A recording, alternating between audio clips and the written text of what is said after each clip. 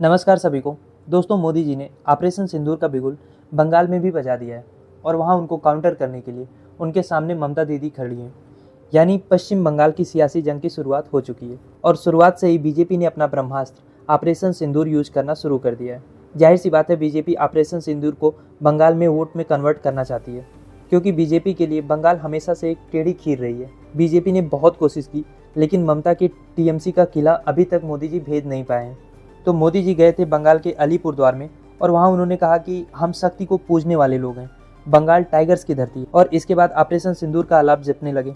एक बार फिर से दोहराया मोदी जी ने कि ऑपरेशन सिंदूर अभी खत्म नहीं हुआ है। मुझे लगता है दरअसल मोदी जी को ऑपरेशन सिंदूर चलाना था पाकिस्तान पे, लेकिन उसी टाइम किसी ने याद दिलाया होगा कि मोदी जी बिहार और बंगाल में चुनाव पास आ रहे हैं। तो उन्होंने जैसे तैसे वहाँ पे सीज फायर किया कि पाकिस्तान को तो हम कभी भी सबक सिखा देंगे, वो कहाँ भागा जा रहा है, और तुरंत रथ मोड़ लिया हस्तिनापुर की ओर और निकल लिए बिहार और बंगाल जीतने। क्योंकि आप कोई सा भी पोस्टर देख लो, बैनर देखो, सेल्फी पॉइंट देखो, आपको हर जगह ऑपरेशन सिंदूर का लोगो और पीछे मोदी जी की तस्वीर मिलेगी। ना उसमें आपको कहीं हमारे तीनों आर्मी चीफ में से किसी की फ़ोटो मिलेगी, ना किसी शहीद की फ़ोटो मिलेगी। फ़ोटो है तो बस मोदी जी की। लेकिन ममता दीदी चुप रहने वाले नेताओं में से तो है नहीं। उन्होंने भी तुरंत मोदी जी को जवाब दिया। उन्होंने कहा कि मोदी जी हर महिला के पति बनना चाहते हैं क्या? अपनी पत्नी को तो सिंदूर भेज नहीं रहे। अब ये तंज था मोदी जी के ऑपरेशन सिंदूर पर, जिसके थ्रू वो हर घर में सिंदूर भेजने की बात कर रहे हैं। ममता ने कहा कि सिंदूर का सम्मान है, लेकिन इसे सियासत का हथियार बनाना गलत है। और ये सच भी है, क्योंकि सिंदूर की परंपरा सिर्फ कुछ हिंदू शादीशुदा महिलाओं तक ही सीमित है। इसमें मुस्लिम, ईसाई, आदिवासी या अविवाहित महिलाएं नहीं आती हैं। और भारत में भी आप देखेंगे तो मुख्य रूप से उत्तर और पूर्वी भारत में इसका प्रचलन है। दक्षिण में या फिर आदिवासी समुदाय में इसका चलन कम है। तो क्या उन लोगों की सुरक्षा की जिम्मेदारी मोदी जी की नहीं है? ममता जी ने सीधे मोदी जी को चैलेंज किया कि मोदी जी आइए, टीवी पर लाइव डिबेट करते हैं। आपका मन हो तो आप अपना टेलीप्रॉम्प्टर भी लेते आना। अब हम सभी को पता है कि मोदी जी जितने भी भाषण देते हैं टेलीप्रॉम्प्टर के साथ ही देते हैं। तो ममता दीदी ने एक हिसाब से मोदी जी की दुखती रग पर हाथ रख दिया। मोदी जी ने भी ममता को निशाना बनाया। कह रहे हैं कि मुर्शिदाबाद और मालदा में गुंडागर्दी एकदम खुले तौर पर चल रही है।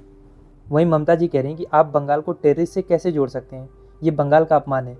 उन्होंने कहा कि बंगाल भारत का हिस्सा है, यहाँ ऑपरेशन सिंदूर जैसा ऑपरेशन बंगाल चलाने का क्या मतलब है? दोस्तों, बंगाल का इतिहास बहुत गौरवशाली रहा है।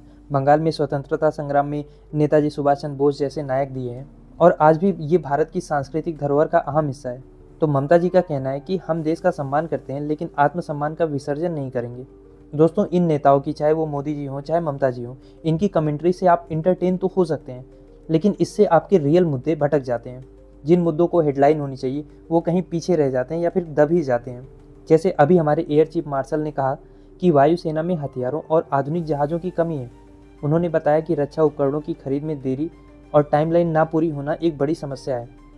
तेजस फाइटर जेट की डिलीवरी 2024 में शुरू हो जानी थी, लेकिन वो अभी तक अटकी हुई है। अब ये सुनकर सवाल तो उठेगा कि ऑपरेशन सिंदूर का ढोल पीटने से पहले हमें हमारी सेना को मजबूत करने की ज़रूरत है।